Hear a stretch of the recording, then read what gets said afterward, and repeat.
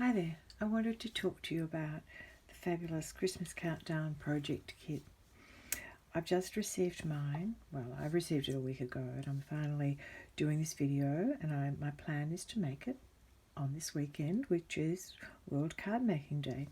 Not quite card, but scrapbooking. So let's get on with it. I'll show you what it's all about. It's a project kit.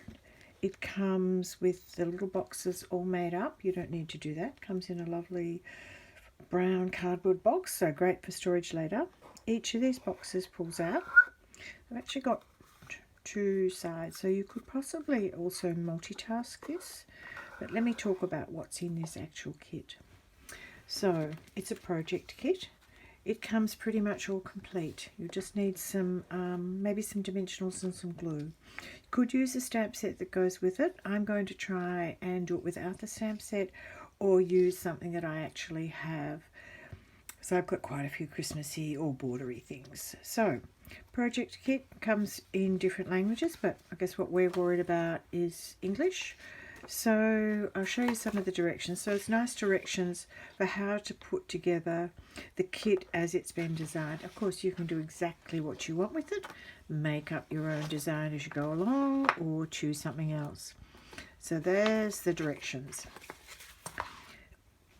Each of the boxes will have a little front on it, and there's some of the different ones. So the red one is really pretty. It's got gold foil accents. In fact, they all have gold foil accents pretty much.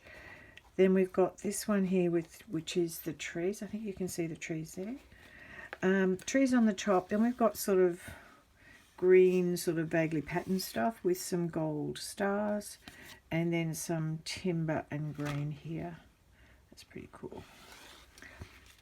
This one is quite neutral, much timbering, and but we also have gold highlighting. There you go.